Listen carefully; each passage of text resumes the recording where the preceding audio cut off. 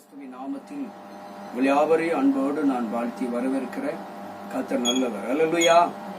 இந்த நாளிலே ஆண்டவர் நம்மோடு கூட பேசும்படியாய் தெரிந்து கொள்ளப்பட்ட வேத பகுதி பிரசங்கியின் புஸ்தகம். பிரசங்கி 10:10 வாசிக்கலாம். பிரசங்கி 10ஆம் அதிகாரத்திலே 10வது வசனம் அங்கே எழுதப்பட்டிருக்கிறது. பிரசங்கி 10வது அதிகாரம் 10வது வசனம். இருப்பு ஆயுதம், வாசிங்க. இருப்பு ஆயுதம் மழுங்கலாயிருக்க அதை ஒருவன் அதை தீட்டாமல் போனால் அதிக பலத்தை பிரயோகிக்க வேண்டியதாகும். ஆகையால் ஒரு காரியத்தை செவ்வையாய் செய்வதற்கு ஞானமே பிரதானம் என்று சொல்லி இங்கே ஞானி தன் பிரசங்கியிலே புஸ்தகத்திலே தெளிவாக எழுதுகிறார். இருப்பு ஆயுதம், இரும்பு ஆயுதம் மழுங்கலாய் இருக்கிற பொழுது, அதை ஒரு மனிதன் பிரயோகிக்கிற பொழுது, உபயோகப்படுத்துகிற பொழுது, அவன் தன் பலத்தை, தன் சக்தியை அதிகமாய் செலவிட வேண்டியிருக்கும் என்று சொல்லி அங்கே ஞானி எழுதுகிறார். ஒரு காரியத்தை வாக்கி செய்வதற்கு ஞானம் தான் என்னதா இருக்கிறதா, பிரதானமா இருக்கிறது என்று இங்கு எழுதுகிறார். அல்லேலூயா. இப்ப ஞானம் எப்பொழுது ஒரு மனிதனுக்கு கிடைக்கும், ஞானம் ஒரு மனிதன் எப்பொழுது பெற்றுக்கொள்ள முடியும் என்று சொன்னால், வேதம் சொல்லுகிறது கர்த்தருக்கு பயப்படுதலே. அதே நீதிமொழிகள் 9:10 சொல்லுகிறார், கர்த்தருக்கு பயப்படுதலே என்னத்திற்கு ஆரம்பமாயிருக்கிறதா, ஞானத்தின் ஆரம்பமாயிருக்கிறது. அப்போ ஒரு மனிதன் கர்த்தருக்கு பயப்படுவானாயில் அவனுக்கு தேவன் அளவில்லாதபடிக்கு ஞானத்தை கொடுக்கிறவராகவே இருக்கிறார். அல்லேலூயா. ஏன் நமக்கு ஞானம் தேவை, எதற்காக ஞானம் தேவை என்று சொன்னால், ஞானம் உள்ள ஒரு மனுஷனாயிருந்தால், நாம வைத்திருக்கிற இந்த ஆயுதம் மழுங்கலாய் இருக்கிறது என்பதை அறிந்து கொள்ள முடியும். அப்போ மழுங்கலாய் இருக்கிற ஒரு ஆயுதத்தை கொண்டு ஒரு காரியத்தை செய்ய முடியாது. அவன் ஜெயம் எடுக்க முடியாது, அவன் வெற்றி பெற முடியாது. ஒரு மரத்தை ஒரு மனிதன் வெட்ட வேண்டும் என்று சொன்னால் அவன் கொண்டு போகிற ஆயுதம் எப்படி இருக்கணுமா, நல்ல பதம் உள்ளதாய் தீட்டப்பட்டதாய் இருக்க வேண்டும். அதைத்தான் அழகாய் சொல்லுவார்கள், கத்தியை தீட்டுகிறது போல என்னத்தை தீட்டணுமா, புத்தியையும் தீட்டிக் கொள்ள வேண்டும். அப்ப புத்தியை தீட்டிக் கொள்ள வேண்டும் என்று சொன்னால் ஒரு மனிதனுக்கு முதலாவது ஞானம் மிக மிக அவசியமாயிருக்கிறது. அல்லேலூயா. ஞானம் என்பது மிக மிக ஒவ்வொரு மனிதனுக்கும் அவசியமாயிருக்கிறது. இந்த உலக வாழ்க்கையில நீங்களும் நானும் எல்லாவற்றிலும் தப்புவித்துக் கொள்ள வேண்டும் என்றால், தப்புவிக்கப்பட வேண்டும் என்றால், நாம் நம்மை பாதுகாக்க வேண்டும் என்று சொன்னால், நாம் ஆசீர்வாதத்தை சுதந்திரித்துக் கொள்ள வேண்டும் என்று சொன்னால், ஆசீர்வாதத்தை தக்க வைத்துக் கொள்ள வேண்டும் என்று சொன்னால் ஞானம் மிக அவசியமாய் காணப்படுகிறது. அல்லேலூயா. அப்போ ஞானம் அவசியப்பட வேண்டும் என்றால், இந்த ஞானத்தை நாம் பெற்றுக்கொள்ள வேண்டும் என்றால் முதலாவது தேவனுக்கு பயப்படுகிற பயம் நமக்கு இருக்க வேண்டும். அல்லேலூயா. அப்ப தேவனுக்கு பயப்படுகிற பயம் நமக்கு இருந்தாலே போதும், தேவன் அளவில்லாதபடிக்கு ஞானத்தை நமக்கு கொடுக்கிறவராகவே இருக்கிறார். அல்லேலூயா. அப்போ ஞானம் எப்பொழுது வெளிப்படும் என்று சொன்னால், அழகாய் சொல்லும் வேதம் சொல்லுகிறது, தேவன் காண்பித்த காரியங்களிலே ஒரு மனிதன் செயல்படுகிற விதத்தை பார்த்தால், ஒரு மனிதனுடைய வாழ்வாதாரத்தை பார்த்தால், ஒரு மனிதனுடைய வாழ்க்கை முறையை பார்க்கிற பொழுதே தெரிந்து கொள்ளலாம் இவன் ஞானமாய் செயல்படுகிறான் என்பதை குறித்து. அல்லேலூயா. அப்போ நமக்கு ரொம்ப அவசியம் என்ன அப்படின்னா, ஞானமே முக்கியமாயிருக்கிறது. அல்லேலூயா. இப்ப ஞானத்தை, எண்ணத்தை சம்பாதித்தால் என்னத்தை சம்பாதிக்கணுமா, ஞானத்தை சம்பாரி, புத்தியை சம்பாரி, ஞானத்தை சம்பாரி, எண்ணத்தை சம்பாதித்தாலும் புத்தியை சம்பாரி என்று 4:7 நீதிமொழிகளிலே வாசிக்கிறோம். என் அன்பு தேவச்சனமே, ஞானம் மிக மிக அவசியமா இருக்கிறது. ஏன் ஞானத்தை நம்ம சம்பாதிக்கணும், ஏன் ஞானத்தை நாம் பெற்றுக்கொள்ள வேண்டும், எதற்காக இந்த ஞானம் நமக்கு தேவை என்று சொல்லி ஒரு சில காரியங்களை மாத்திரம் நம்ம பார்த்து விட்டு நிறைவு செய்யலாம். ஞானம் அநேக காரியங்களுக்கு தேவைப்படுகிறது. ஆனால் இன்றைக்கு மனிதர்கள் அநேக குடும்பங்களிலே அநேக ஜனங்களை பார்த்தோம் என்று சொன்னால், இன்னும் சொல்ல போனால் அநேக ஸ்தோத்திரம் சந்ததியாய் பாதிக்கப்படுகிறவர்களை பார்க்கிறோம். ஊழியக்காரர்கள் பாதிக்கப்பட்டு இருக்கிறதை பார்க்கிறோம். இன்னைக்கு அநேகர்கள் எதிலே பாதிக்கப்பட்டு இருக்கிறார்கள் என்று சொன்னால், அநேக காரியங்களில் பாதிப்பு இருந்தாலும் ஒரு அநேக மனிதர்களுக்கு அநேக விதம் வியாதி ஒரு பெரிய பாதிப்பாகவே இருக்கிறது. அல்லேலூயா. அப்ப இந்த வியாதியிலிருந்து விடுதலை பெறுவதற்கு ஒரு மனிதனுக்கு மிக மிக அவசியம் என்ன தேவைப்படுகிறது? ஞானம் தேவைப்படுகிறது. அல்லேலூயா. அப்ப ஞானமே முக்கியம். அப்ப ஞானம் இருந்தால் ஒரு மனிதன் தன் வியாதியிலிருந்து விடுதலை பெற முடியும். ஞானம் எதற்கு தேவைப்படுகிறது? ஒரு வியாதி எதனால் வந்தது என்பதை அறிவதற்கு தேவைப்படுகிறது. அல்லேலூயா. வியாதி எல்லாருக்கும் வருகிறது. வியாதி எதனால் வருகிறது என்பதை அறிந்து கொள்ள வேண்டும் முதலாவது. அல்லேலூயா. அநேக வியாதிகள் இன்னைக்கு நிறைய வழிகளிலே காணப்படுகிறது. பாத்தீங்கன்னா ஒரு மனிதனுக்கு இன்னைக்கு வியாதியை குறித்து எடுத்துக்கொள்ளலாம்.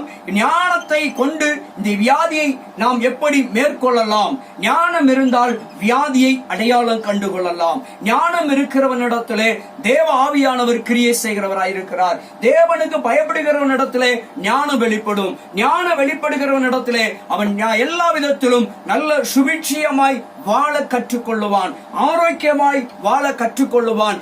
எல்லா கொடிய காரியங்களுக்கும் ஆபத்துக்களும் தன்னை பாதுகாத்துக் கொள்ளக்கூடிய ஒரு காரியம் அவனிடத்துல காணப்படும். ஏனென்று சொன்னால் அவன் ஞானவானாய் இருப்பான் என்றாகில், ஞானம் ஒரு மனிதத்திலே காணப்பட்டால் எல்லா சூழ்நிலையிலும் தன்னை பாதுகாத்துக் கொள்ள முடியும். தன்னை ஆவிக்குரிய ஜீவியத்திலே பாதுகாத்துக் கொள்ள முடியும். பாவத்திலிருந்து தன்னை பாதுகாத்துக் கொள்ள முடியும் ஞானமாய் நடந்து கொண்டால். அல்லேலூயா.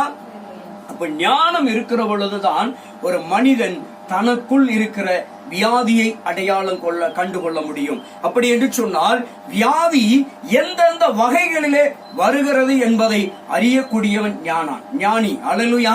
அப்போ ஒரு ஞானவான் என்ன பண்ணுவான் சொன்னால், ஒரு மனிதனுக்கு வியாதி எந்தெந்த ரூபத்திலே வருகிறது என்று சொல்லி அறிந்து கொள்ள முடியும். அல்லேலூயா. அப்ப வியாதி என்பது 9 விதங்களிலே காணப்படுகிறது. அல்லேலூயா. அப்ப 9 விதமான வழிகள் மூலியமாக இந்த வியாதி ஒரு மனிதனுக்குள்ளே கடந்து வருகிறது. இதை யார் அறிவார் என்று சொன்னால் ஞானவான் அறிந்து கொள்ளுவான். அல்லேலூயா. அப்ப நீங்களும் நானும் நம்முடைய வியாதி எதனால் நமக்குள்ளே வந்தது, நமக்குள்ளே ஆளுகை செய்து கொண்டிருக்கிறது, வியாதி நம்ம இந்த பாடுபடுத்துகிறது, நம்ம இந்த கொடுமைப்படுத்துகிறது என்று சொல்லி இதை யார் அறிந்து கொள்ளுவார்கள் என்று சொன்னால் ஞானவான் அறிந்து கொள்ளுவான். அப்படி என்று சொன்னால் அந்த ஞானவான் எப்படி ஞானத்தை பெற்றுக்கொள்ள முடியும்? தேவனுக்கு பயப்படுகிற பயம். அல்லேலூயா. தேவனுக்கு பயப்படுகிற பயம் என்று சொன்னால் தேவனை பிரியப்படுத்துகிற பொழுது, தேவனுக்கு நடுங்கி நாம கர்த்தருக்கு பிரியமான காரியங்களை செய்கிற பொழுது, தேவன் பிரியப்படாத எல்லா காரியத்தையும் விலகி நடக்கிறவன் தான் தேவனுக்கு பயப்படுகிற மனுஷன். அல்லேலூயா. கர்த்தருக்கு பயப்படுகிற மனுஷன் பாக்கியவான். கர்த்தருக்கு பயப்படுகிற மனுஷனுக்கு தேவன் அளவில்லாதபடிக்கு ஞானத்தை கொடுக்கிறார். கர்த்தருக்கு பயப்படுகிற சிறியோரையும் பெரியோரையும் கர்த்தர் என்ன செய்யறாராம்? ஆசீர்வதிக்கிறார். அப்ப தேவனுக்கு பயப்படுகிற பொழுது ஞானமும் கிடைக்கிறது. தேவனுக்கு பயப்படுகிற பொழுது ஆசீர்வாதமும் கிடைக்கிறது. தேவனுக்கு பயப்படுகிற மனுஷன் பாக்கியவானாகவும் காணப்படுகிறான். அல்லேலூயா. அது ஒரு புறம் இருக்கட்டும்.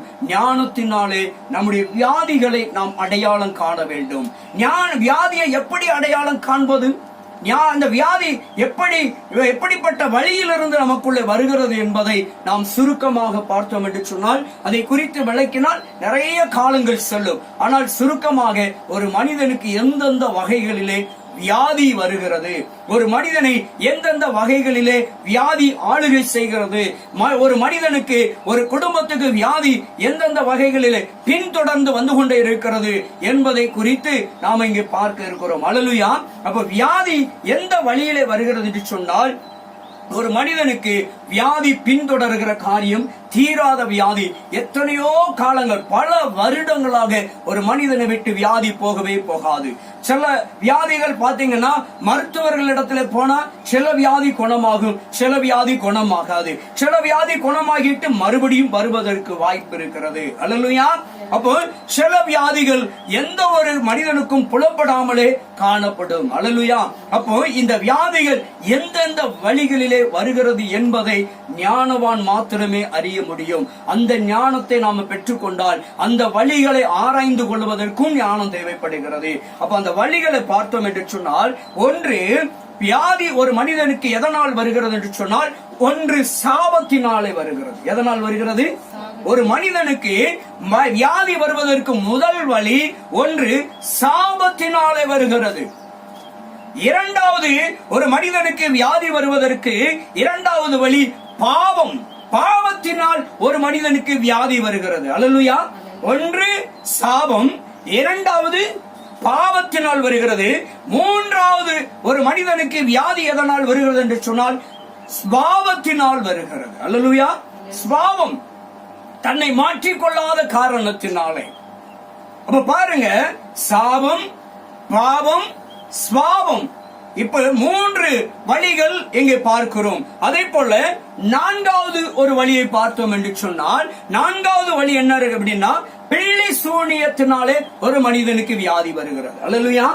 பாருங்க, சாபத்தினால வியாதி வருகிறது, பாவத்தினாலே வியாதி வருகிறது, ஸ்வாவத்தினாலும் வியாதி வருகிறது, பில்லி சூனியத்தினாலே வியாதி வருகிறது. ஐந்தாவது பாத்தீங்கன்னா செய்வினை கட்டுகளினால் வியாதி வருகிறது. ஆறாவது மாந்திரீகத்தினால் வியாதி வருகிறது. அல்லேலூயா. இப்ப பாருங்க, மனிதனுக்கு இப்படிப்பட்ட வழிகளில தான் வியாதி வருகிறதை பார்க்கிறோம். அங்கே பார்க்கிறோம். அடுத்து 7வது பாருங்க, இயற்கையினாலும் வியாதி வருகிறது. எதனால? இயற்கையினால், கால மாற்றங்களினால், இயற்கை மாற்றங்களினாலும் என்ன வருகிறது? ஒரு மனிதனுக்கு வியாதி வருகிறது. அடுத்தபடியாக செயற்கையினாலும் வியாதி வருகிறது. மனிதர்களுக்கு வியாதி எப்படியெல்லாம் வருகிறது? இயற்கையினால் வருகிறது, செயற்கையினாலும் வருகிறது. அடுத்து 9வது ஒரு வழி சொல்லுகிறது பாருங்க, செயற்கையினாலும், தவறான உறவு முறைகளினாலும், தவறான ஃப்ரெண்ட்ஷிப்பினாலும் என்ன வருகிறது? வியாதி வருகிறது. அல்லேலூயா. அப்போ வியாதி வருவதற்கு இந்த 9 விதமான வழிகளை நீங்களும் நானும் வருக கண்டடைய வேண்டும். இதை அடையாளம் காண வேண்டும் என்று சொன்னால், இந்த 9 வழிகள் தான் ஒரு மனிதனுக்கு வியாதியை கொண்டு வருகிறது. இந்த வியாதி குணமாகுமா, குணமாகாதா, தீருமா, தீராதாங்கிறது இரண்டாவது பட்சம். ஆனால் மனிதர்களுக்குள்ளே வியாதி வருவதற்கு இருக்கிற வழிகள் இந்த 9 வழிகள். ஒன்று சாபம், இரண்டாவது பாவம், மூன்றாவது ஸ்வாபம், நான்காவது பில்லி சூனியம், ஐந்தாவது செய்வனை கட்டுகள், ஆறாவது மாந்திரீக காரியங்கள், ஏழாவது இயற்கையாக வருகிற காரியம், எட்டாவது செயற்கையான காரியங்களால் வருகிறது, ஒன்பதாவது செயற்கையால் வருகிற காரியம். செயற்கை வேற, செயற்கை வேற. அல்லேலூயா. அப்போ இப்படி 9 வழிகளை அடையாளம் காண வேண்டும். அல்லேலூயா. ஒரு மனிதனுக்கு இந்த ஒரு குடும்பங்களிலே, சில குடும்பங்களிலே பாத்தீங்கன்னா தலைமுறையாக வியாதி அவர்களை விட்டு விலகவே விலகாது, தொடர்ந்து பின்தொடர்கிறது இருக்கு. அப்போ இந்த வியாதியை நீங்களும் நானும் காண்பதற்கு எப்பொழுது காண முடியும் என்று சொன்னால், ஞானம் இருந்தால், தேவ ஞானம் நமக்கு இருந்தால் வியாதியை அடையாளம் கண்டுகொள்ளலாம். அல்லேலூயா. அப்ப தேவ ஞானம் ஒரு மனிதனுக்குள்ளே காணப்பட்டால், இந்த 9 வழிகளில் இருக்கிற இந்த 9 வழிகளிலே ஏதோ ஒரு வழிகளில் இருந்துதான் வியாதி ஒரு மனிதனுக்கு வந்திருக்க வேண்டும். அல்லேலூயா. வேறு வழிகளே அல்ல. மனிதனுக்கு வியாதி வருவதற்கு வேறு வழிகளே அல்ல. அப்படி என்று சொன்னால், இந்த வழிகளிலிருந்து வந்த வியாதியை நாம் குணமடைய வேண்டும் என்றால், சுகம் பெற வேண்டும் என்று சொன்னால், வேதம் நமக்கு சொல்லுகிறது, சத்தியத்தை அறிவீர்கள், சத்தியம் உங்களை விடுதலையாக்கும். அல்லேலூயா. சத்தியத்தை அறிவீர்கள், சத்தியம் உங்களை விடுதலையாக்கும் என்று சொல்லுகிறார். அப்போ சத்தியத்தை அறிகிற காரியம் என்னவென்று சொன்னால், சத்தியம் என்பது இயேசுவை குறிக்கிறது. இயேசு சொன்னார், நானே வழியும் சத்தியமும் ஜீவனுமாயிருக்கிறேன் என்று சொன்னார். அப்போ சத்தியத்தை அறிவீர்கள் என்ற இடத்துல சத்தியம் என்கிற வார்த்தை எடுத்துட்டு இயேசுவை அறிவீர்கள், இயேசு உங்களை விடுதலையாக்குவார். அல்லேலூயா. இயேசு சொன்னார், நான் தான் சத்தியம் இருக்கிறாரு. அப்போ இந்த வசனத்துல சத்தியம் என்கிற இடத்துல இயேசு என்று போட்டுட்டு அதை வாசித்தோம் என்று சொன்னால், இயேசுவை அறிவீர்கள், இயேசு உங்களை விடுதலையாக்குவார். அல்லேலூயா. அப்ப இந்த 9 விதமான வழிகளிலே வருகிற வியாதியை நீங்க குணமாக்க வேண்டும் என்றால், இந்த 9 விதமான வழிகளிலிருந்து வருகிற வியாதிகளை நீங்கள் விடுதலை பெற வேண்டும் என்றால், சுகம் பெற வேண்டும் என்று சொன்னால், இயேசுவின் நாமத்தை அறிந்து கொள்ள வேண்டும். அல்லேலூயா. இயேசுவின் நாமத்தினாலே மாத்திரம்தான் இந்த வியாதியிலிருந்து சுகம் பெற முடியும். அல்லேலூயா. அப்ப இந்த 9 வழிகளை நீங்களும் நானும் கண்டுகொள்ள வேண்டும், அடையாளம் காண வேண்டும். அடையாளம் காண்பதற்காகத்தான் என் அன்பு தேவ பிள்ளைகளே, நீங்களும் நானும் ஞானத்தை சம்பாதித்துக் கொள்ள வேண்டும். அல்லேலூயா. அப்ப ஞானத்தை சம்பாதித்துக் கொள்ள வேண்டும் என்று சொன்னால், தேவனுக்கு முக்கியமாக நாம் பயபக்தி உள்ளவர்களாய் காணப்பட வேண்டும். அப்ப கர்த்தருக்கு நீங்களும் நானும் பயந்தோம் என்று சொன்னால், கர்த்தர் நமக்கு ஞானத்தை தருகிறார். அல்லேலூயா.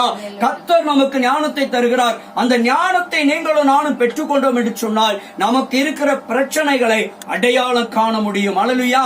இப்படித்தான் இந்த உலகத்தில் இருக்கிற எல்லா பிரச்சனைகளுக்குமே ஒவ்வொரு வழிகள் இருக்கிறது. அந்த பிரச்சனை வருவதற்கு ஒரு வழி இருக்கிறது. வழி இல்லாமல் எந்த பிரச்சனையும் யாருக்கும் வரவே வராது. அல்லேலூயா. அதே போலதான் இன்றைக்கு வியாதியை குறித்து நாம பார்க்கிறோம். வியாதி வருகிற வழிகளை குறித்து நாம பார்க்கிறோம். இந்த ஒவ்வொரு வழிகளையும் குறித்து பேசினால், சாபத்தை குறித்து பேசினால் நீண்ட மணி நேரம் பேசலாம். அப்போ பாருங்க, பாவத்தை குறித்து பேசினால் நீண்ட மணி நேரம் பேசலாம். அதே போல சுவாவத்தை குறித்து, மனிதனுடைய ஜென்ம சுவாவத்தை குறித்து பேசினால் நீண்ட நேரமாக, நீண்ட காலமாக பேசலாம். அதே போல பிள்ளை சூனியத்தை குறித்து, செய்வனை குறித்து, மாந்திரிகத்தை குறித்து பேச வேண்டும் என்று சொன்னால் நெடுக பேசலாம். இதையெல்லாம் பிற்காலத்திலே தியானிக்க இருக்கிறோம். பாருங்க, ஒவ்வொரு இப்படி இந்த காரியங்களை அடையாளம் கண்டுகொள்ள வேண்டும். எனக்கு இந்த வியாதி வந்தது எதனால? சாபத்தினால வந்திருக்குதா, இல்ல நான் செஞ்ச பாவத்தினால வந்திருக்கிறதா, அல்லது என்னுடைய சுவாபம், என் சுவாபத்தினாலே. பாத்தீங்கன்னா சுவாபம் எப்படி அப்படின்னா, எல்லாருக்கும் சாபம்னா தெரியும், பாவனாலும் தெரியும். சுவாபத்தினால எப்படியா வியாதி வரும் அப்படின்னு சிலர் கேட்கலாம். கேள்வி நாம எழுப்பலாம், கேள்வி நமக்குள்ள தோன்றலாம். ஆமா, சுவாபத்தினாலே, கவலைப்படுகிறதுனாலே மனிதனுக்கு வியாதி வந்துடும். அல்லேலூயா. எப்போது சில மனுஷன் எதையாவது சிந்தித்துக் கொண்டே இருப்பான். எதையாவது தேவையில்லாத காரியங்களை, நடக்காத ஒன்றை நடந்தது போல சிந்தித்துக் கொண்டே இருந்தாலே அதே ஒரு வியாதியை கொண்டு வந்துடும். அல்லேலூயா. கவலை ஒரு மனிதனுக்குள்ளே வருகிற பொழுது ஆட்டோமேட்டிக்கா வியாதி வந்துடும். பலகீனங்கள் வந்துகிறது, சுகவீனம் வந்து விடுகிறது. இதுதான் சுவாபத்தை குறிக்கிறது. அப்ப நம்முடைய சுவாபத்தை நாம் சரி பண்ணி கொள்ள வேண்டும். நம்முடைய ஜென்ம சுவாபத்தை, நம்முடைய ஜென்ம சுவாபம், சிலவங்களுக்கு கோபமே ஒரு வியாதியா இருக்கும். அல்லேலூயா. கோபம் ஒரு வியாதி, எரிச்சல் ஒரு வியாதி, அப்ப பெருமை ஒரு வியாதி. இதெல்லாம் எங்க இருந்து வருது? சுவாபத்தில் இருந்து வருது. அல்லேலூயா. அப்ப சுவாபத்தினால் உண்டான வியாதி. சிலவங்க பாப்பாங்க, ஒருத்தன் போய் பேசணும் வேண்டாயா, அவங்கிட்ட என்ன இருக்கு? அவன் ஒரு பெரிய நோய் இருக்கு. என்ன நோய்? அவன் பெரிய கோபக்காரன். அல்லேலூயா. அப்ப அத ஒரு நோயாகவே பார்க்கிறவர்கள் இருக்கிறார்கள். சிலர் சொல்லுவாங்க, இவனை வளைக்கும் நாய் வாழ கூட நிமித்தலாம், இவன் நினைச்ச முடியாது, நிமிர்க்கவே முடியாது. அவன் சுவாபம் அப்படி, அது ஒரு வியாதியாவே அவனை அடிக்ட் பண்ணி வைத்திருக்கிறது. பாருங்க, அப்ப நம்ம ஏதோ ஒரு விதத்துல ஏதோ ஒரு வியாதி நம்மளை ஆளுகை செய்து கொண்டே இருக்கிறது. அல்லேலூயா. அப்போ இந்த பாருங்க, சாபத்தினாலே சில வியாதிகள் வந்து கொண்டே இருக்கிறது. அல்லேலூயா. எகிப்திலே தேவனுடைய சாபத்தினால் உண்டானது வியாதிகள். அல்லேலூயா. அப்ப பாருங்க, ஆண்டவர் சாபம் இட்டுட்டாரு. இல்ல ஏதோ ஒரு மனிதனுக்கு குற்றமில்லாத ரத்தம் சிந்தப்படுகிறது என்று சொன்னால் அங்கே சாபம் தலை தூக்கப்படுகிறது. அல்லேலூயா. அப்ப சாபம் எங்கே வருகிறது என்று சொன்னால், குற்றமில்லாத ரத்தம். நியாயமான ஒரு மனிதன் நியாயமான வழிகளிலே போகிற பொழுது நியாயமற்ற ஒருவனை கொண்டு பாதிக்கப்படுவான் ஆகில் அவனை பின்தொடரும் அவன் சாபம். அல்லேலூயா. சாபத்தை குறித்து நிறைய எடுத்துக்கொள்ளலாம், சாபத்தை குறித்து நிறைய பேசலாம். ஆண்டவர் அப்போ சாபத்தினாலும் என்ன வரும்? சாபத்திலிருந்து நம்ம விடுதலை பெறணும்னா இயேசுவின் ரத்தத்தினால் மாத்திரம்தான் விடுதலை பெற முடியும். அல்லேலூயா. அப்ப இந்த சாபத்தினால வருகிற வியாதிக்கு எந்த டாக்டர்கிட்ட போனாலும், எந்த விஞ்ஞானிட்ட போனாலும், எவ்வளவு பெரிய மருத்துவராக இருந்தாலும் எந்த நோயும் குணமாக்க முடியாது. அல்லேலூயா. எந்த உலகத்திலே கண்டுபிடிக்கப்பட்ட எந்த உச்சிதமான மருந்துகளாலும் மாத்திரைகளாலும் ஒரு மனிதனை குணமாக்கவே முடியாது. காரணம், அது சாபத்தினால் வந்த நோய். அந்த நோய்க்கு ஒரே சுகம் யார் கொடுக்க முடியும் என்று சொன்னால் இயேசு கிறிஸ்துவின் நாமத்தினால் மாத்திரமே. அல்லேலூயா. இயேசுவின் தழும்புகளாலே மாத்திரம் சுகம் உண்டாகும். இயேசுவின் ரத்தத்தினாலே மாத்திரம் தான் சுகம் உண்டாகும். அல்லேலூயா. அப்ப சாபத்தினால் வருகிற வியாதிக்கு எங்கதான் சுகம் இருக்கிறது? இயேசுவின் நாமத்தில் தான் சுகம் இருக்கிறது. அல்லேலூயா. அதைத்தான் சொன்னார், சத்தியத்தை அறிவீர்கள், சத்தியம் உங்களை விடுதலையாக்கும். அல்லேலூயா. இப்படியாக ஒவ்வொரு காரியத்தையும் வரையறுக்க முடியும். எப்பொழுது வரையறுக்க முடியும் என்று சொன்னால் தேவ ஞானத்தை பெறுகிற பொழுது. அல்லேலூயா. அநேக இடங்களிலே நான் சில இடங்களுக்கு போவேன், ஜெபம் பண்ண போவேன். சில இடங்களுக்கு ஜெபம் பண்ண போகையில அவங்க சொல்லுவாங்க, ஐயா இந்த நோய்க்காக இந்த வியாதி என்னை விட்டு நீங்கவே மாட்டேங்குது, எவ்வளவோ மருந்து மாத்திரை. நான் பாருங்க, ஒரு மனிதனுக்கு மருந்து மாத்திரை சாப்பிட்டு குணமாகல அப்படின்னா அது எதனால வந்திருக்கணும்னு நம்ம முதல்ல அடையாளம் காணப்பட வேண்டும். அல்லேலூயா. இயற்கையாக கால மாற்றத்தினால் கால சூழ்நிலையினால வந்த வியாதிக்கு சாதாரண 10 ரூபா மாத்திரை போட்டா கூட குணமாயும். அல்லேலூயா. இதான் இயற்கையினால் வருகிற வியாதி. இயற்கையினால் வருகிற வியாதிக்கு மட்டும்தாங்க டாக்டர்கிட்ட போய் சுகமாக்க முடியும். மற்ற எந்த வழிகளில் நம்ம வாசித்த இந்த பார்த்ததான 9 வழிகளிலே மீதம் உள்ள 8 வழிகள் இருக்கிறது. இந்த 8 வழிகளில வருகிற விதமான வியாதியை எந்த ஒரு மருத்துவராலும் எந்த ஒரு சயின்டிஸ்டாலும் கண்டுபிடிச்சு சுகமாக்க முடியாது. இதை சுகப்படுத்த வேண்டும் என்று சொன்னால் இயேசு கிறிஸ்துவின் நாமத்தினாலே மாத்திரம்தான், இயேசு கிறிஸ்துவின் ரத்தத்தினாலே மாத்திரம்தான், இயேசு கிறிஸ்துடைய தழும்புகளாலே மாத்திரம்தான் விடுதலை பெற முடியும், சுகம் பெற முடியும். இயற்கையாக வந்த வியாதியை மட்டும்தான் எப்பேற்பட்ட டாக்டராலும் சரி குணமாக்க முடியுமே ஒழிய, மற்றபடி இந்த 9 விதத்தில் இந்த 8 விதமான வழிகளிலே வருகிற வியாதியை எந்த மருத்துவர்களாலும் குணமாக்க முடியாது. சாபத்தினால் வருகிற வியாதி, பாவத்தினால் வருகிற வியாதி, சுபாவத்தினால் உண்டான வியாதி, அது மாத்திரமல்ல பில்லி சூனியத்தினாலே, செய்வனையினாலே, மாந்திரிகத்தினாலே வருகிற எந்த வியாதியா இருந்தாலும் சரி, இந்த வியாதிகளை எல்லாம் எந்த மருத்துவர்களாலும் குணமாக்க முடியாது. கால மாற்றங்கள், பனி காலத்தில் வருகிற வியாதி, மழை காலத்தில் வருகிற வியாதி, காற்று காலத்தில் வருகிற வியாதி, வெயில் காலத்தில் வருகிற வியாதி, இப்படி கால மாற்றங்களினால் இயற்கையாக வருகிற மண்டடி, காய்ச்சல், சளி, இருமல், தும்மல், இவைகளுக்கு மட்டும்தான் டாக்டர் குணமாக்க முடியும். இவைகளை மாத்திரம்தான் எந்த ஒரு உலகத்தில் இருக்கிற எப்பேற்பட்ட டாக்டரா இருந்தாலும் குணமாக்க முடியும். ஆனால் சாபத்தினாலே, பாவத்தினாலே, சுபாவத்தினாலே, பில்லி சூனியம், மாந்திரீகம், செய்வனை, செயற்கையினால் வருகிற எந்த நோயையும் எந்த மனிதனும் எந்த ஒரு டாக்டராலும் குணமாக்க முடியாது. டாக்டரால குணமாக்க முடிய ஒரே ஒரு வியாதி என்னன்னா, இயற்கையினால் வருகிற எந்த நோயா இருந்தாலும் மாத்திரம்தான் குணமாக்க முடியுமே ஒழிய, இந்த விதமான வழிகளிலே வருகிற எந்த நோயும் எந்த ஒரு மருத்துவரால் இந்த உலகத்திலே காப்பாற்ற முடியாது. ஆனால் பரம வைத்தியர் ஒருத்தர் இருக்கிறார். இயேசு கிறிஸ்துவின் நாமத்தினாலே மாத்திரம்தான் இந்த உலகத்தில் இருக்கிற மருத்துவர்களால் முடியாத காரியத்தை, சுகம் கொடுக்க முடியாத காரியத்தை இயேசு கிறிஸ்துவின் நாமத்தினாலே மாத்திரம்தான் இந்த 9 விதமான வழிகளையும் செய்ய முடியும், குணமாக்க முடியும். அல்லேலூயா. சாபத்தினாலே என்ன வியாதி இருந்தாலும் சரி, பாவத்தினாலே என்ன வியாதி வந்திருந்தாலும் சரி, எந்த சுபாவத்தை நாம ஆண்டவர் சமூகத்தில், ஆண்டவரே எங்கள் பாவங்கள் சாபங்கள் எல்லாம் நீக்கி போடும் என்று சொல்லி இயேசு கிறிஸ்துடைய பாதத்திலே வந்து அழுது புலம்பி மன்னிப்பை பெற்றுக் கொண்டோம் என்று சொன்னால் சாபத்தினால் உள்ள வியாதி மறைந்து போகும். இயேசு கிறிஸ்துடைய நம்முடைய பாவங்களை அறிக்கை செய்து விட்டுவிட்டோம் என்று சொன்னால் எல்லா நோய், பாவத்தினால் உண்டான நோய் அங்கே சுகம் உண்டாகிறது. அதே போல நம்முடைய ஜென்ம சுபாவத்தை மாற்றி அன்பின் சொருபியாக தேவனுக்கு பிரியமான அன்புள்ளவர்களாய் நம்ம மாறுகிற பொழுது, நம்முடைய சுபாவத்தை மாற்றுகிற பொழுது, நம்பிக்கையிலும் விசுவாசத்திலும் நம்மை நாம மாற்றிக் கொள்ளுகிற பொழுது நம்முடைய வியாதி நம்மை விட்டு விலகுகிறதா இருக்கிறது. அல்லேலூயா.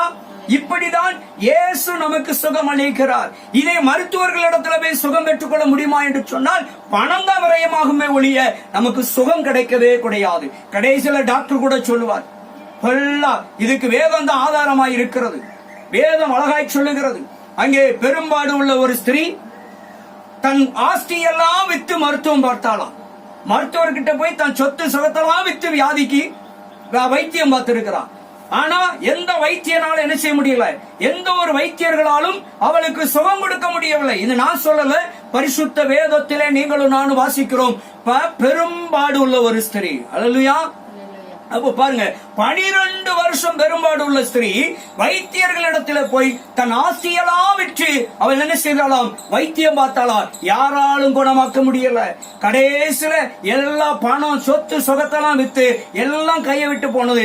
கடைசி டாக்டர் ஒரு காரத்தை சொல்லுவாரு, எல்லாத்தையும் எல்லாம் கரைஞ்சு பணமெல்லாம் முடிந்ததுக்கு அப்புறம் கடைசி நேரத்துல அவருக்கே தெரியும் நம்ம மருத்துவத்தால முடியாது. ஒரே ஒரு வார்த்தை சொல்லிட்டு போறாரு, இனி கடவுள் தான் உன்னை காப்பாற்றணும். அல்லேலூயா. கடைசியா டாக்டர் சொல்லக்கூடிய ஒரே ஒரு கடைசி ஒரு மருந்து கொடுப்பாரு. அந்த மருந்து தான் அவனை காப்பாற்றும். என்ன மருந்து? இனி கடவுள் தான் உன்னை காப்பாற்றணும் அப்படிங்கிற ஒரு மருந்து கொடுப்பாரு. அதுதான் அவனை காப்பாற்றும். அல்லேலூயா. அப்படித்தான் வைத்தியர்களிடத்துல போய் தன் ஆஸ்தியெல்லாம் செலவழித்து விட்டு சுகம் பெறாத அந்த 12 வருஷம் பெரும்பாடுள்ள ஸ்திரியானவள் ஆண்டவரிடத்திலே வந்தால், இயேசுவின் வஸ்திரத்தை தொட்டால் அவள் உடனே சுகம் பெற்றாள். அல்லேலூயா. அப்போ மருத்துவர்களாலே முடியாத காரியங்கள் அநேக காரியங்கள் இருக்கிறது.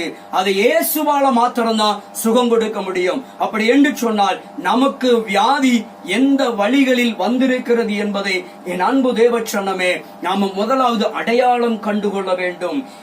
நமக்கு வந்திருக்கிற வியாதிகளை நம்ம அடையாளம் கண்டுகொள்ள வேண்டும் என்று சொன்னால் ஞானம் மிக அவசியமாயிருக்கிறது. அல்லேலூயா. அதனாலதான் ஞானத்தை நாம பெற்றுக்கொள்ளணும், ஞானத்தை சம்பாதிக்கணும். நிறைய பேர் சொல்லுவாங்க, அவன் ஞானமா இருக்கிறான் ஐயா, ரொம்ப ஞானவான். அல்லேலூயா. ஞானம் உள்ளவன் எல்லாத்திலையும் தன்னை பாதுகாத்துக் கொள்ளுவான். ஞானம் உள்ளவன் தன் வியாதியை அடையாளம் கண்டு கொள்ளுவான். சிலர்கிட்ட போய் பாத்தீங்கன்னா, சிலர்கிட்ட போய் நம்ம சொன்னோம், ஐயா இதுக்கு நீங்க வைத்தியம் எடுத்தானே அப்படின்னு சொன்னா அவர் தன்னுடைய வியாதியை அடையாளம் கண்டு வச்சிருப்பாரு. அவருக்கு தெரிஞ்சிருக்கும், இது இயற்கையா வந்தது இல்லையா, இது எங்க தலைமுறையா செஞ்ச எங்களுக்கு சாபம் பின்தொடர்றதுனால இது எனக்கு இருக்கு. என் தாத்தாவுக்கு இருந்துச்சு, என் பாட்டிக்கு இருந்துச்சு, என் அப்பாவுக்கு இருந்துச்சு சொல்லி தலைமுறையா இருந்த வியாதி இது இப்ப எனக்கு வந்திருக்கு. அதனால இது எந்த வைத்தியர்கிட்ட போனாலும் எந்த டாக்டர்கிட்ட போனாலும் சுகமாகாது அப்படின்னு சொல்லுகிற நபரை அநேகரை நான் பார்த்திருக்கிறேன். அப்போ அவர்களுக்கு ஒரே வழி, இயேசுவின் இடத்தில் வந்தா மாத்திரம்தான் அவர்கள் சாபத்தின் வியாதியில் இருந்து சுகம் பெற முடியும். அல்லேலூயா. அப்போ வியாதி வரக்கூடிய வழிகள் எத்தனை இருக்கு? 9 வழிகளை நாம பார்க்கிறோம். அப்ப இந்த 9 வழிகளை அடையாளம் காண்பதற்கு நமக்கு முக்கியமா என்ன தேவைப்படுகிறது? தேவ ஞானம் தேவைப்படுகிறது. அல்லேலூயா. அப்ப தேவ ஞானத்தை நாம பெற்றுக்கொண்டால் வியாதி மனிதனுக்கு இருக்கிறதை அடையாளம் காண முடியும். ஒரு மனிதன் சீக்கிரம் குணமாகணும்னா முதல்ல அவன் நோய்க்குரிய வழி தெரிந்து கொள்ள வேண்டும். எந்த வழியில இந்த நோய் வந்துச்சு, எந்த வழியில இந்த நோய் வந்தது என்று அடையாளம் கண்டானாயில் அவன் ஈஸியாக சுலபமாக அதிலே சுகத்தை பெற்றுக்கொள்ள முடியும், ஆரோக்கியத்தை பெற்றுக்கொள்ள முடியும், சௌக்கியத்தை பெற்றுக்கொள்ள முடியும், ஒரு ஆசீர்வாதமான வாழ்க்கை பெற முடியும். எப்பொழுது என்று சொன்னால் ஞானத்தோடு அவன் இந்த வியாதியை அடையாளம் காண வேண்டும். எனக்கு இந்த வியாதி எந்த வழியிலிருந்து வந்தது என்று சொல்லி அவன் தன்னை ஆராய்ந்து பார்த்து தேவ சமூகத்திலே அமர்ந்து அவன் சிந்தித்து பார்த்தான் என்று சொன்னால் அவனுக்கு தெரியும், ஒவ்வொரு மனிதனுக்கு தெரியும் தான் செய்த பாவம் என்ன என்பது யாரை வேணாலும் உலகத்தில் மறைத்து விடலாம், அவர்களுக்கு தெரியும். அல்லேலூயா. அப்ப நாம செஞ்ச பாவத்தினாலதான் இந்த நோய் வந்திருக்குன்னு சொல்லி அவன் பாவ அறிக்கை செஞ்சானாலே போதும், அவன் வியாதி சுகமாயிரும். டாக்டருக்கு போய் நின்னா சுகமாகாது. பாவ அறிக்கை செய்யாம சில வியாதி போகவே போகாது. அப்ப அவன் பாவ அறிக்கை செய்ய வேண்டும். சில வியாதி தன் சுபாவத்தை மாற்றல அப்படின்னா வியாதி போகவே போகாது. சில வியாதி மாந்திரிக கட்டுகளை அறுக்கவில்லை என்று சொன்னால் அந்த வியாதி அவங்களை விட்டு போகாது. சில பிள்ளை சூனிய கிரியைகளை அழிக்கலாம்னு சொன்னா அந்த வியாதி சிலரை விட்டு போகாது. சில மாந்திரிக கிரியைகளை அழிக்கல அப்படின்னா சில காரியங்களிலே விடுதலை பெற முடியாது. அப்ப அதே போல இயற்கையாக சில வியாதிகள் வந்திருக்கு என்று சொன்னால் அந்த இடத்துல மருத்துவர்களை நாட வேண்டும்.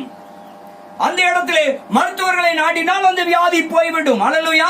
அப்போ அதே போல செயற்கையாகவே வரும். தேவையில்லாததை நாமளே உருவாக்கி கொண்டு கொள்றது, தேவையில்லாம நாமளே உருவாக்கி கொள்ளுகிறது. நமக்கு பிடிக்காதுன்னு தெரிஞ்சு செய்யறோம்ல, எது பிடிக்காதோ அதை செய்யறது. ஐஸ்கிரீம் சாப்பிடக்கூடாதுன்னா அதை சாப்பிடுறதுனால வர்றது, இதான் செயற்கை. செயற்கை பச்சை தண்ணி குடிக்க கூடாது, குளிர்ந்த தண்ணி குடிக்க கூடாது, எனக்கு தண்ணி மாத்தி குளிச்சா பிடிக்காது அப்படின்னு தெரிந்து நம்ம செய்யறோம்ல, அதனால வருகிறது. அத செயற்கையாய் வருகிறது, நாமளா உருவாக்கி கொள்றது. அல்லேலூயா. நாமே உருவாக்கி கொள்ளுகிற வியாதிகள். அப்ப பாருங்க, அதே போல செயற்கையினாலும் வருகிற வியாதி. இப்படி இந்த 9 வழியை குறித்து நிறைய தியானிக்கலாம். ஆனாலும் இந்த 9 வழிகளை நம்ம அடையாளம் கண்டால் மாத்திரமே நம்ம வியாதியிலிருந்து, யாராயிருந்தாலும் அன்பு தேவ பிள்ளைகளே, உங்க வியாதியிலிருந்து நீங்க சுகம் பெற முடியும். நீங்க உங்க வியாதியிலிருந்து முழுமையான விடுதலை பெற வேண்டும் என்று சொன்னால், இந்த வியாதி எந்த வழியிலிருந்து வந்தது என்று சொல்லி, இந்த 9 வழிகளில் ஏதோ ஒரு வழியில இருந்து தான் உங்களுக்குள்ள இந்த வியாதி வந்திருக்க வேண்டும். அப்ப என்று சொன்னால் இந்த வழியை கண்டுபிடிக்க வேண்டும். இந்த வழியை கண்டுபிடிக்க வேண்டும் என்றால் உங்களுக்கு தேவ ஞானம் வேண்டும். அல்லேலூயா. அப்ப தேவ ஞானத்தை நீங்கள் பெற்றுக்கொள்ள வேண்டும் என்று சொன்னால் கர்த்தருக்கு பயந்தே ஆகணும். அல்லேலூயா. கர்த்தருக்கு பயப்படுதலே ஞானத்தின் ஆரம்பம். அல்லேலூயா. அப்ப கர்த்தருக்கு நம்ம பயந்து நடந்தா தேவன் நமக்கு நல்ல ஞானத்தை தருகிறார். தேவன் நமக்கு ஞானத்தை தந்துட்டார்னா மற்றவர்களை யாரை பார்த்தாலும் சரி, அவர்களை பார்த்த உடனே நமக்கு தெரியும் இந்த நோய் எதனால வந்தது, இந்த நோய் எப்படி வந்தது என்று சொல்லி நம்ம அடையாளம் கண்டு அவருக்கே நாம சொல்லி கொடுக்க முடியும். அல்லேலூயா. அப்படிப்பட்ட ஞானத்தை என் அன்பு தேவ பிள்ளைகளே, தயவு செய்து கர்த்தருக்கு பயந்து நீங்க வாழ்ந்தீங்கன்னு சொன்னா நல்ல ஜெபம் பண்ணணும், நல்ல வேத வாசிக்கணும், நல்ல ஒழுக்கமாக வாழ வேண்டும், கற்புள்ள ஒரு வாழ்க்கை வாழ வேண்டும், இச்சையற்ற ஒரு வாழ்க்கை வாழ வேண்டும், பெருமையற்ற ஒரு வாழ்க்கை வாழ வேண்டும். இதைத்தான் கர்த்தருக்கு பயப்படுகிற பயம் என்று பார்க்கிறோம். அல்லேலூயா. வேசித்தனத்துக்கு, விபச்சாரத்துக்கு, களவுக்கு, பொய்க்கு, திருட்டுத்தனத்துக்கு, கொலை பாதகங்களுக்கு, ரத்த பிரியங்களுக்கெல்லாம் நம்ம விலகி நடக்கிறது தேவனுக்கு பிரியமான ஒரு காரியம். அதுதான் தேவனுக்கு பயந்து நடக்கிறது. மற்றவர்களுக்கு துரோகம் செய்யறது, நம்பிக்கை துரோகம் பண்றது, குறை சொல்றது, கோல் சொல்றது, கோல் முட்டி விடுகிறது, சண்டை முட்டி விடுகிறது, சண்டை முட்டி வேடிக்கை பார்க்கிறது, இதெல்லாம் கர்த்தருக்கு பிரியமில்லாதது. இவைகளெல்லாம் விட்டு இவைகளுக்கு விலகி நடப்பது தான் கர்த்தருக்கு பயப்படுகிற பயம். அல்லேலூயா. இப்படிப்பட்ட பயமுள்ள ஒரு வாழ்க்கை வாழ்ந்தோம் என்று சொன்னால் தேவன் நமக்கு அளவில்லாதபடிக்கு அனந்த ஞானத்தை தருகிறார். அல்லேலூயா. தேவ ஞானத்தை நீங்களும் நானும் பெற்றுக்கொண்டு விட்டோம் என்று சொன்னால் இந்த உலகத்துல எந்த மனிதனுக்கு எப்பேற்பட்ட நோயா இருந்தாலும் சரி, அவன் தீராத நோயா இருந்தாலும் சரி, வருஷம் பல ஆண்டுகள் அவனுக்குள்ள இருந்தாலும் சரி, அந்த வியாதி குணமாகணும்னா அவன் அந்த வியாதி வந்த வழியை அடையாளம் காண வேண்டும். அல்லேலூயா. அடையாளம் கண்டுவிட்டால் அந்த நோயை குணமாக்க முடியும். அந்த அடையாளம் கண்டுவிட்டால், அந்த வியாதி வந்த வழியை கண்டுவிட்டால் நாம் அந்த வியாதிக்கு நல்ல ஆரோக்கியமான வழியை கண்டுபிடிக்க முடியும். அல்லேலூயா. சுகம் பெற முடியும், ஆரோக்கியம் பெற முடியும், விடுதலை பெற முடியும். அல்லேலூயா. அப்போ தயவு செய்து தேவ ஞானத்தை பெறுவதற்கு தேவனிடத்திலே பயபக்தி உள்ளவர்களாய் நம்ம வாழ்ந்தோம் என்றால் தேவன் நமக்கு அனந்த ஞானத்தை, தேவ ஞானத்தை நமக்கு அளவில்லாதபடி தருவார். தேவ ஞானத்தை நாம பெற்றுக்கொண்டால் யாருக்கு என்ன நோய் இருந்தாலும் அடையாளம் கண்டுகொள்ள முடியும். அல்லேலூயா. அடையாளம் கண்டுகொண்டால் அந்த வியாதியிலிருந்து நாம விடுதலை பெறுவதற்கு அநேக வழிகள் பரிசுத்த வேதத்தில் நமக்கு ஆண்டவர் முத்திரை போட்டு வைத்திருக்கிறார். அல்லேலூயா. என் அன்பு தேவ பிள்ளைகளே, இன்றைக்கு ஆண்டவர் நமக்கு ஞானத்தை குறித்து பேசியிருக்கிறார். ஏன் ஞானம் நமக்கு தேவைப்படுகிறது? அநேக காரியங்களுக்கு தேவைப்படுகிறது. ஆனால் இன்றைக்கு எல்லா வீடுகளிலும் இன்னைக்கு அநேக நம்ம ஊழியத்தின் பாதையில பார்த்தோம்னா அநேக இடங்களிலே தீராத வியாதி உள்ளவர்களை பார்க்கிற பொழுது மிகவும் வேதனையா இருக்கிறது. செயல்பட முடியாம இருக்கிறாங்க, முடங்கி கிடக்கிறாங்க, கட்டப்பட்டு கிடக்கிறாங்க, படுக்கையில இருக்கிறாங்க, நடமாட முடியல, தன்னுடைய காரியத்தை தானே செய்ய முடியல. இப்படி பல வழிகளிலே முடங்கி கிடக்கிற மக்கள் வியாதியில் இருக்கிறாங்க. வியாதியினால இப்படி பல வழிகளில முடங்கி கிடக்கிறாங்க. ஏன் இந்த வியாதி வந்தது, எதனால் வந்தது, எதற்கு வந்தது, இது எப்படி வந்தது என்று சொல்லி நாம கேள்வி கேட்க வேண்டும் என்று சொன்னால் அந்த கேள்வியை கேட்டு இந்த வியாதியினுடைய வழி வந்த வழியை அடையாளம் காண வேண்டும் என்று சொன்னால் தேவ ஞானத்தை பெற்றுக்கொள்ள வேண்டும். தேவ ஞானத்தை பெற்றுக்கொள்ள வேண்டும் என்றால் தேவனுக்கு பயப்படுகிற பயம் நமக்கு எப்பொழுதும் காணப்பட வேண்டும். அல்லேலூயா. கர்த்தருக்கு பயந்து நடந்தால் தேவன் நமக்கு ஞானத்தை தருவார். அந்த ஞானத்தை பெற்றுக்கொண்டால் நம்மை சுற்றி இருக்கிற ஜனங்கள், நம்முடைய குடும்பத்தாரில் இருக்கிற, நமக்கு வரவிருக்கிற எந்த நோயா இருந்தாலும் கவலைப்பட வேண்டிய அவசியம் இல்லை. வியாதியை சீக்கிரம் அடையாளம் கண்டுகொள்ள முடியும். தேவ ஞானம் இருந்தால். அல்லேலூயா. வியாதியை என்னைக்கு வந்த வழியினுடைய அடையாளத்தை நம்ம காண்கிறோமோ அப்பொழுது அதை சுகமாக்குற வழியையும் நம்ம சுலபமாக தேவன் நமக்கு வைத்திருக்கிறார். அல்லேலூயா. அப்ப வியாதியை அடையாளம் காண வேண்டும். எப்படிப்பட்ட வழியில எனக்கு வியாதி வந்தது என்று அடையாளம் கண்டால் எப்பேற்பட்ட நோயா இருந்தாலும் சுகம் பெற முடியும். வாழ்க்கையில நல்ல ஆரோக்கியமான வாழ்க்கை, சந்தோஷமான வாழ்க்கை, மகிழ்ச்சியான வாழ்க்கை, ஒரு விடுதலையான வாழ்க்கை பெற முடியும் என்பதுதான் இன்றைக்கு கர்த்தர் நம்மோடு கூட பேசிக் கொண்டிருக்கிறார். அல்லேலூயா. அப்ப தேவ ஞானத்தை என் அன்பு தேவ பிள்ளைகளே, கேட்டுக்கொண்டிருக்கிற பார்த்துக் கொண்டிருக்கிற அன்பு தேவ சனமே, நீங்கள் தேவ ஞானத்தை பெற வேண்டும். தேவ ஞானத்தை பெற்றுட்டீங்கன்னா உங்களை சுற்றி இருக்கிற ஜனங்கள், உங்களுடைய உற்றார் உறவினர் நண்பர்கள், ஏன் உங்களுக்கு கூட வியாதி இருக்கலாம், அந்த வியாதியெல்லாம் அடையாளம் காண்பதற்கு தேவ ஞானத்தை, இந்த வியாதி எந்த இடத்திலிருந்து எந்த ரூபத்தில் எனக்கு வந்துச்சுன்னு அடையாளம் காண்பதற்கு தேவனிடத்திலே ஞானத்தை பெற்றுக் கொள்ள வேண்டும்.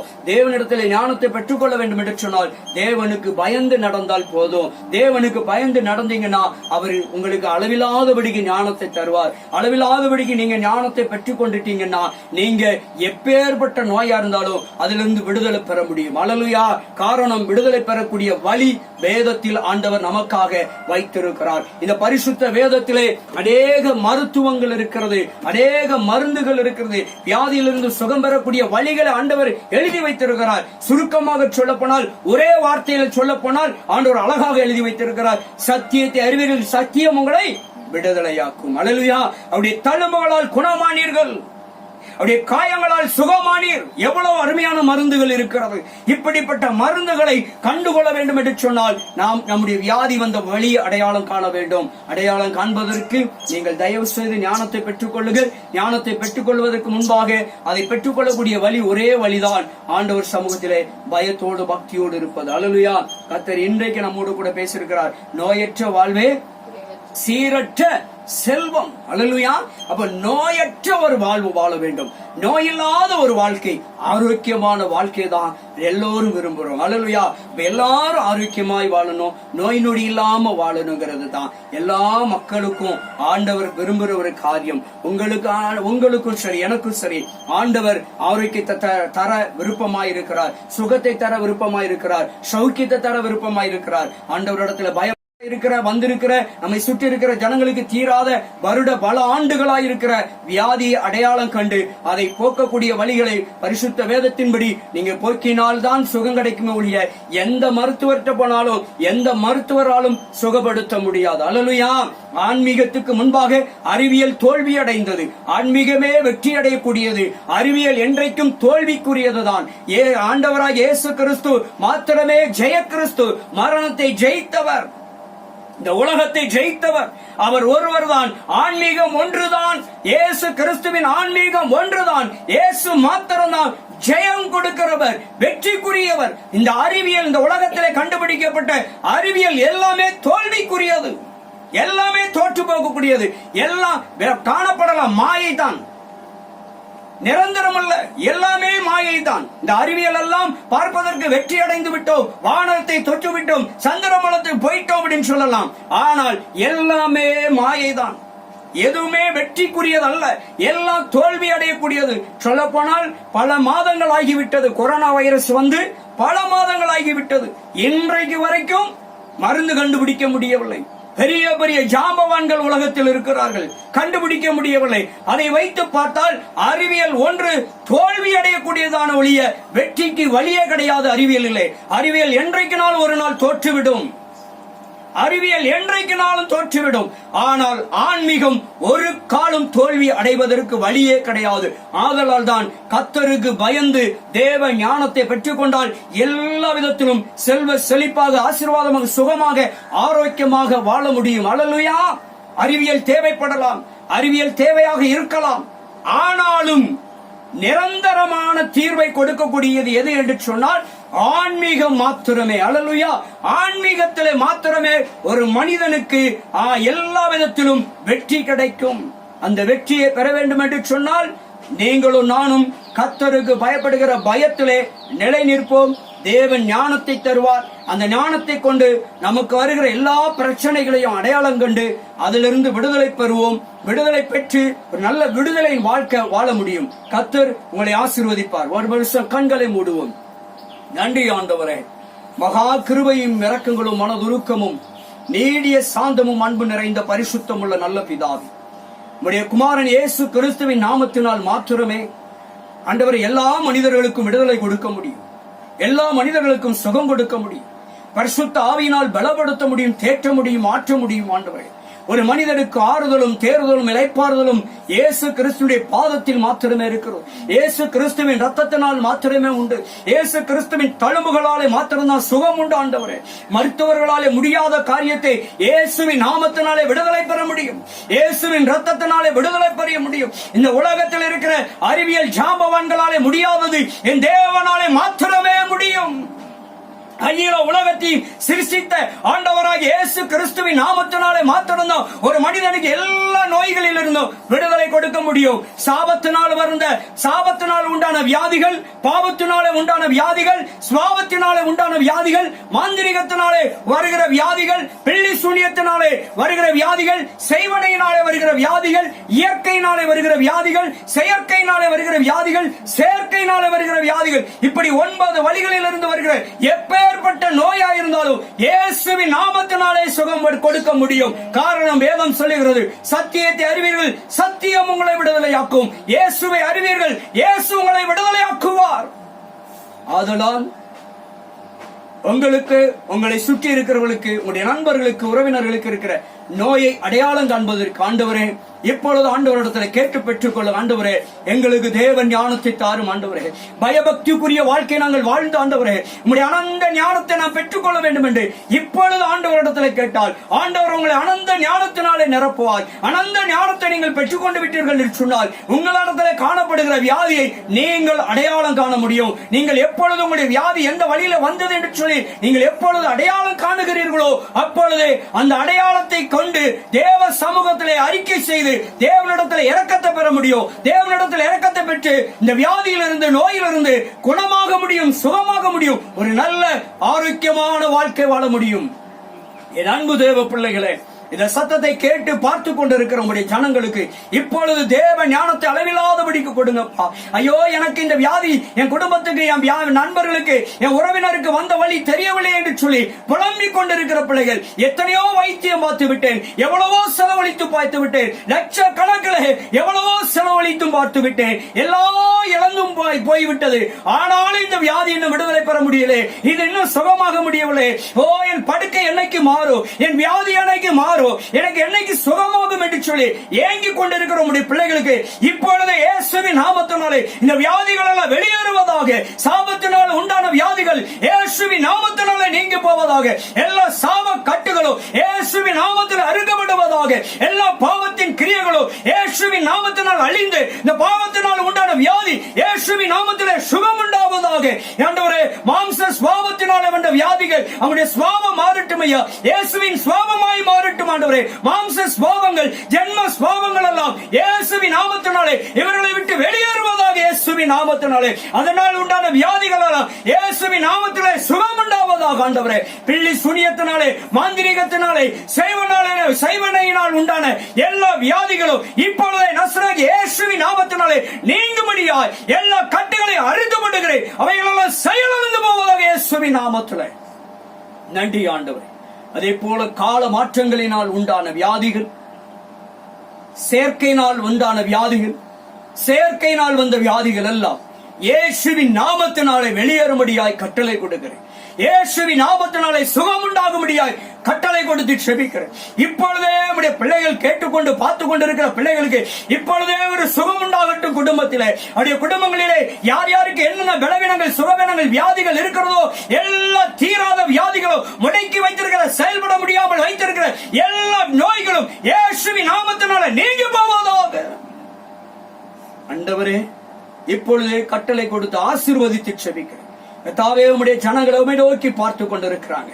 இப்பொழுது அவர்களுக்கு சுகத்தையும் ஆரோக்கியத்தையும் கொடுத்து நல்ல சந்தோஷமான, மகிழ்ச்சியான, ஆரோக்கியமான வாழ்க்கை இன்றைக்கு இப்பொழுதே கர்த்தர் கொடுத்ததற்காய் ஸ்தோத்திரம். இந்த ஜெபத்தில் ஆண்டவரை கலந்து கொண்டு இதை கேட்டு பார்த்து கொண்டிருக்கிற இப்பொழுதே அவர்களை விட்டு அது வெளியேறுவதை பார்க்கிறேன் ஆண்டவரே.